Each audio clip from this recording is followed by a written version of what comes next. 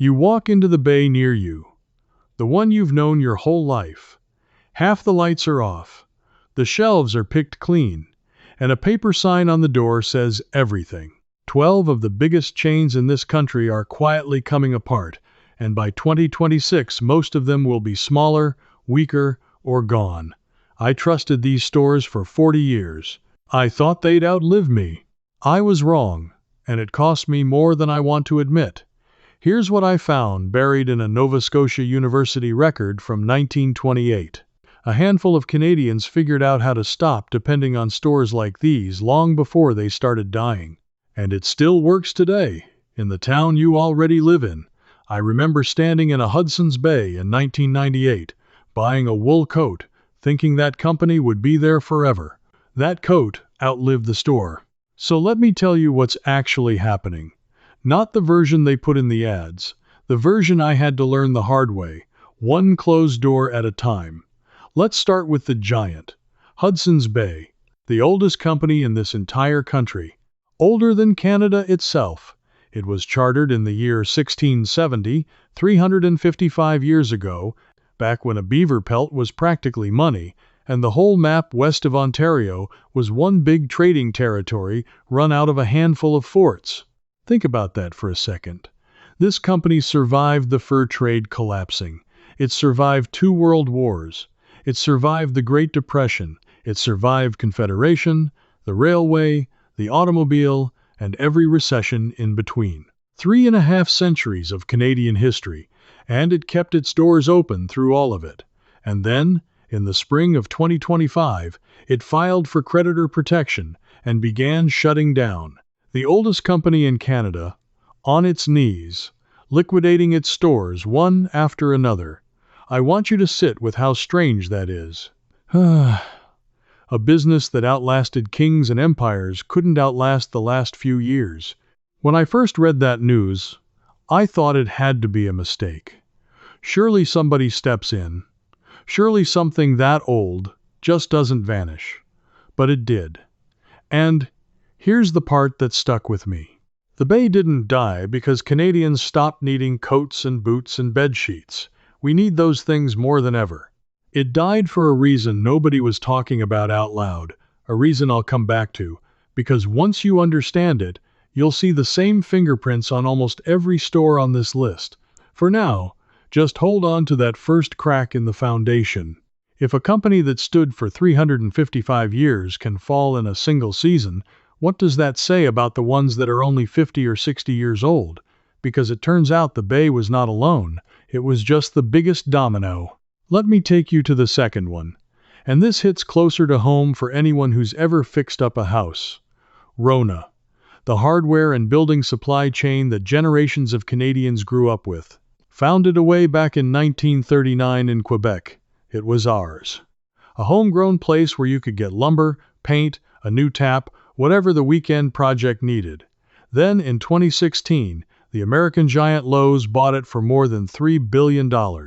And for a while people figured, fine, bigger company, more selection, lower prices, that's the promise they always make. Bigger is better, bigger is safer. It was not safer. By early 2023, Lowe's gave up on Canada entirely and sold the whole operation to a New York investment firm. Stores got shuffled, closed, rebranded, and a lot of the folks who worked in them for decades found themselves out on the street. The prices didn't come down the way anyone promised. The selection didn't get better. The name stayed on some buildings, but the thing itself, the Canadian company your father trusted, that was gone. Here's what I finally understood, standing in the parking lot of a Rona that had become something else. I had spent my whole adult life believing these big chains were permanent fixtures, like the post office or the church down the road. I organized my whole way of living around them. Ran out of something, drove to the store. Broke something, drove to the store.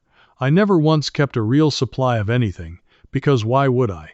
The store was always going to be there. The body shop, that soap and lotion place in every mall in the country.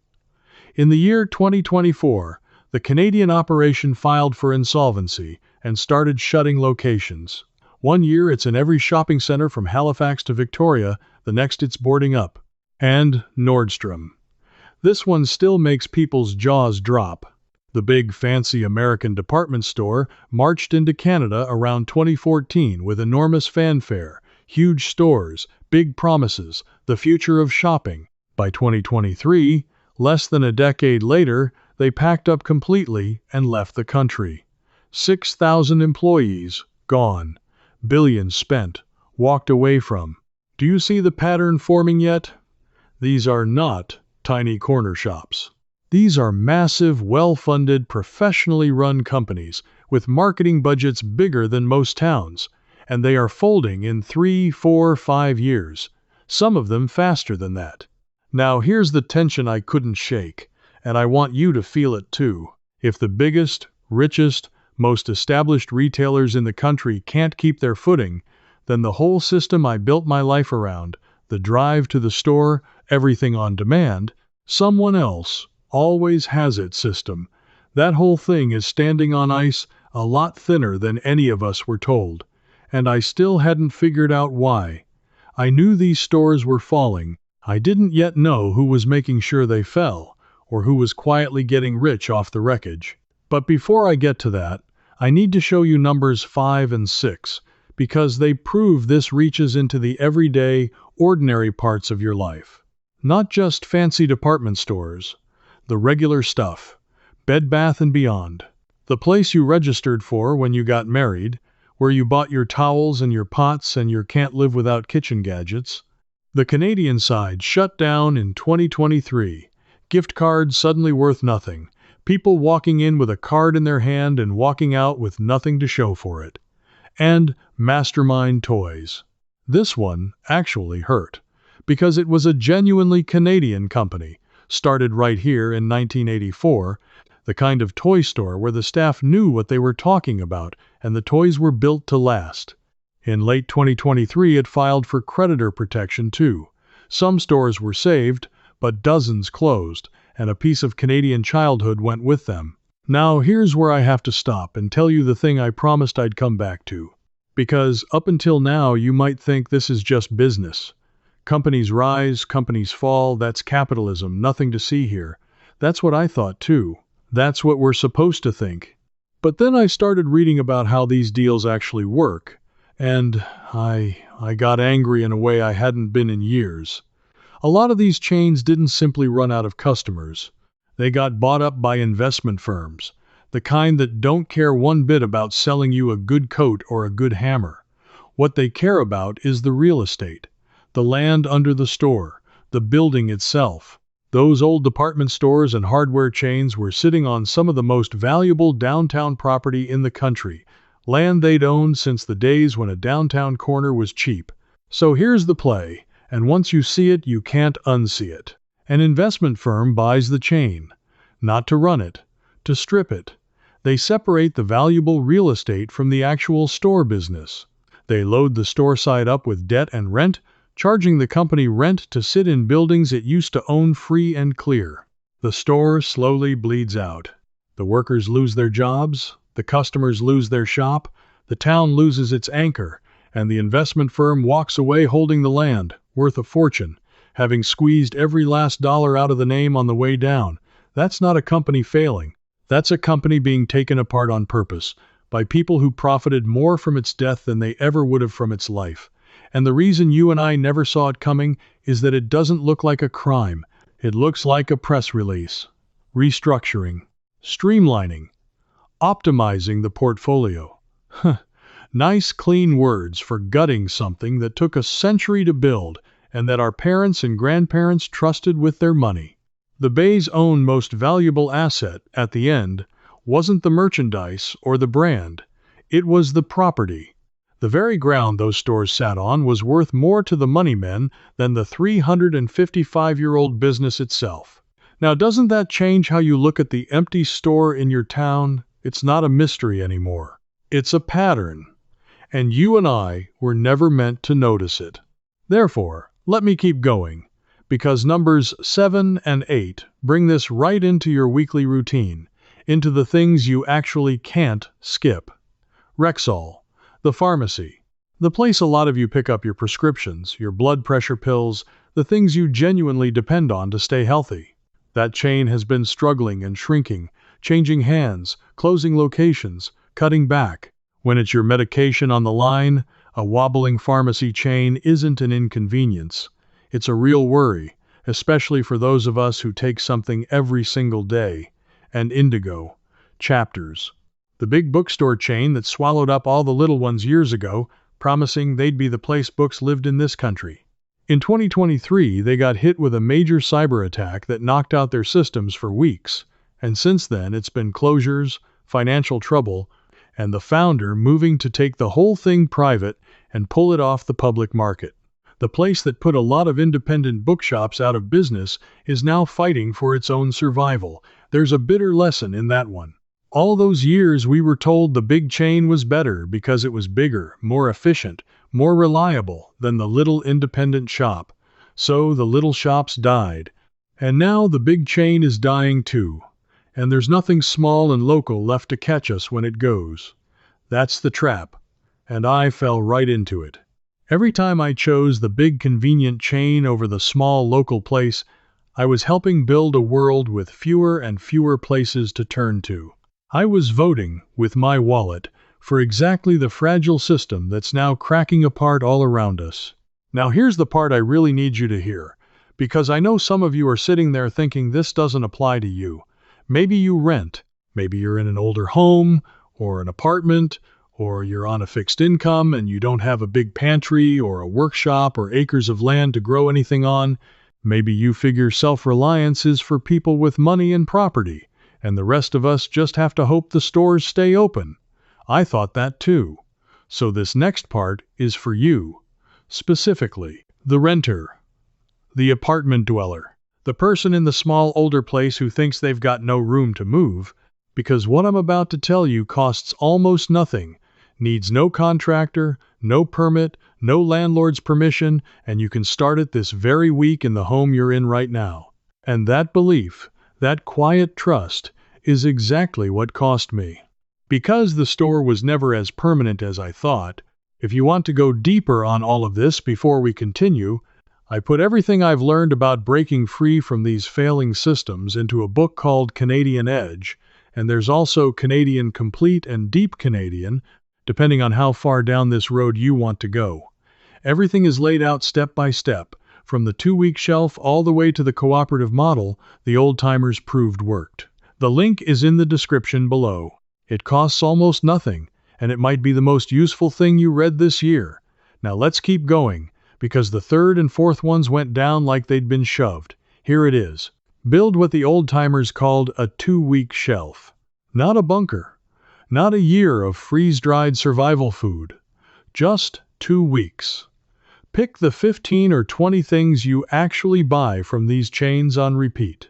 The medication you take, and talk to your pharmacist about carrying a little extra so you're never caught short. The shelf-stable food you eat every week, the soap, the batteries, the light bulbs, the tape, the basic tools, the socks and the underwear, the coffee, the toilet paper, the unglamorous everyday things. And instead of running to the store the moment you're out, you keep 2 weeks of each one on hand at all times. When you use one, you replace it on your next regular trip. It's called first in, first out. Nothing goes to waste, nothing expires, and you never pay a premium for panic buying at the last minute either. Here's why this matters more than it sounds. The moment you have a 2-week buffer, you are no longer at the mercy of whether that store is open, whether that chain survived the quarter, whether the shelves got stocked. A closed store becomes an inconvenience instead of an emergency. A price spike becomes something you can wait out instead of something you have to swallow. You have taken back a little piece of control that these chains spent decades convincing you to hand over. I set up my own 2-week shelf in a front hall closet in a rented place, no bigger than a broom cupboard. It cost me maybe $60 spread over 3 grocery trips, because I bought a little extra each time instead of all at once. And the first time the roads were closed for 4 days in a January storm, I didn't panic and I didn't pay a nickel more than I had to. My neighbor, who trusted the store to always be there, paid double at the gas station for bread and milk. That was the day it clicked for me. Self-reliance isn't about land or money. It's about a buffer between you and a system that can fail. But a shelf in a closet is just the beginning, because the real answer, the thing that saved whole Canadian communities the last time the big companies pulled out and left folks stranded, is bigger than any one household. And that's what I found in that university record from 1928. Hold on, because that's where this is all heading. First, let me finish the list, because numbers 9, 10, 11, and 12 seal the case. Roots. That beaver logo, the gray sweatpants, as Canadian as it gets. Struggling for years now, closing stores, watching sales slide. Reitman's, the women's clothing chain that's been dressing this country since 1926, went through creditor protection itself not long ago and shut down entire brands it used to own. Cineplex, the movie theater chain, has been fighting falling attendance and mountains of debt since audiences stopped showing up the way they used to. And Sale, the big outdoor and sporting goods chain, filed for creditor protection in 2024, closing stores that hunters and campers and cottage folks had counted on for years. That's 12. 12 of the biggest names in the country, from the 355-year-old giant right down to the sporting goods store, all cracking, shrinking, or falling in the same short stretch of years. And when I lined them all up like that, on a notepad at my kitchen table, I stopped seeing 12 separate business stories. I saw one story, told 12 times. The story of a whole way of living, the buy everything from the big chain way, coming apart at the seams. And I saw myself in it, a man who'd bet his entire daily life on the idea that these places were permanent, waking up to find out none of them were. The question that kept me up was simple. If not them, then what? If I can't trust the chain to always be there, what did people do before these chains existed? Because they did live, they did eat, and heal, and get through brutal winters, and raise families, long before there was a big box store at the edge of every town. How?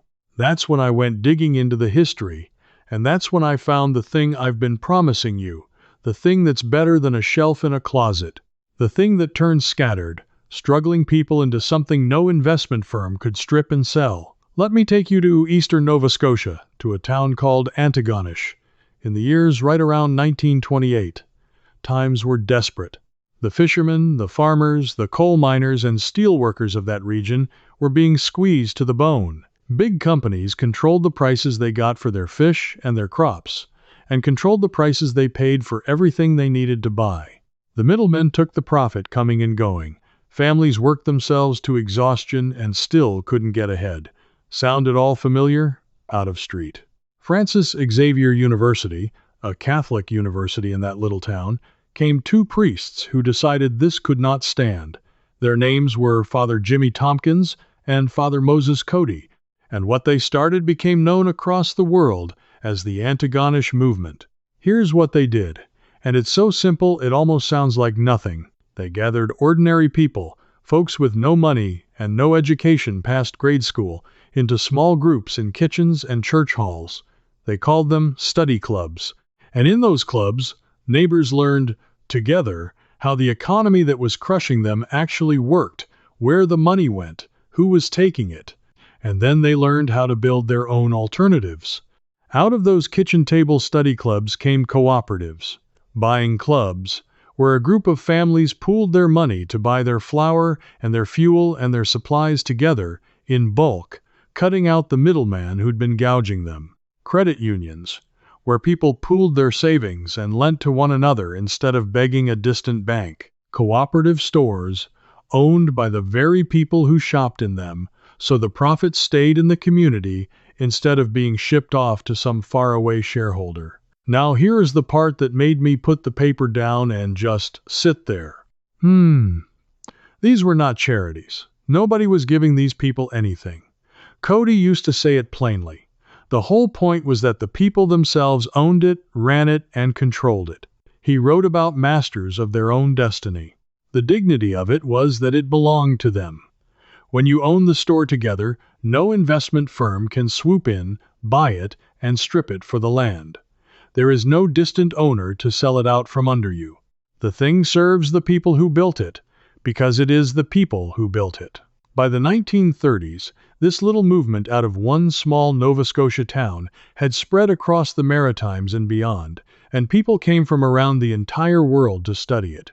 It became a model for community self-reliance on every continent, from 2 priests and a handful of broke fishermen in 1928.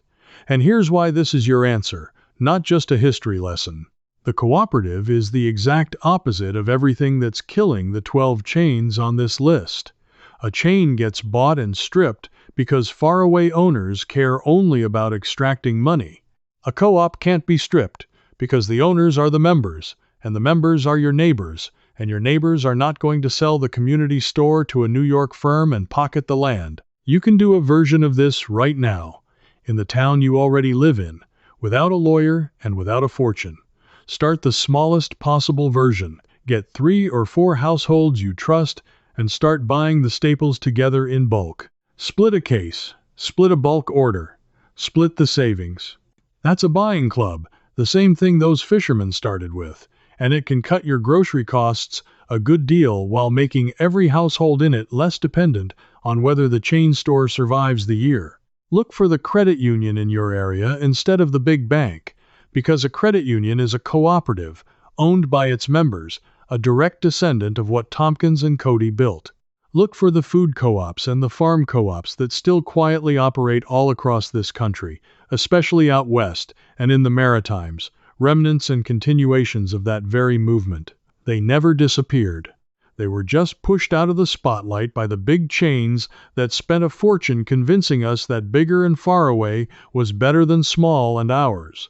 And that's the thing they most wanted you and me to forget. Not a household trick.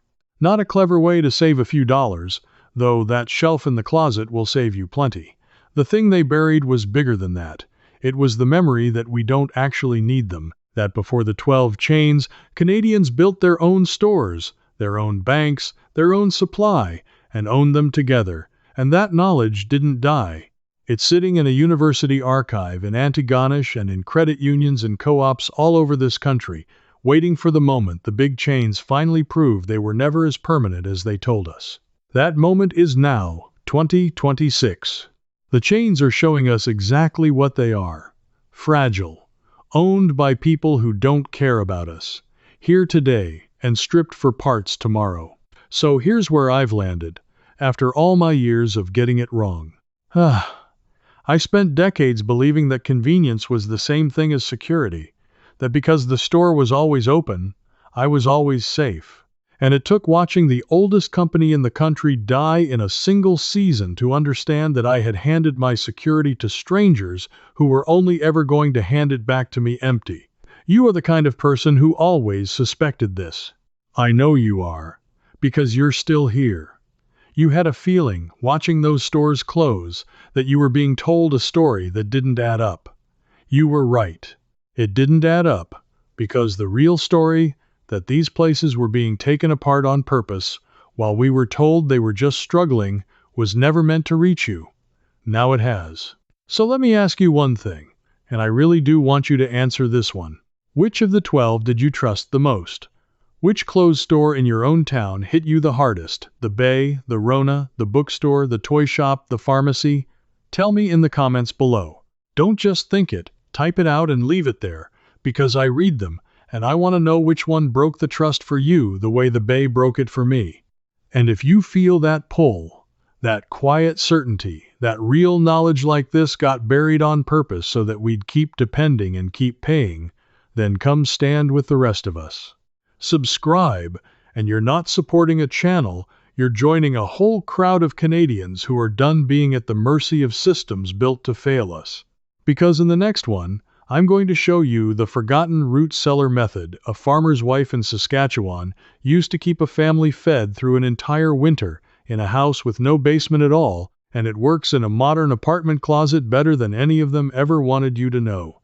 The chains are falling, but you and I, we were never as helpless as they needed us to believe. Our grandparents proved it in 1928. It's our turn to remember.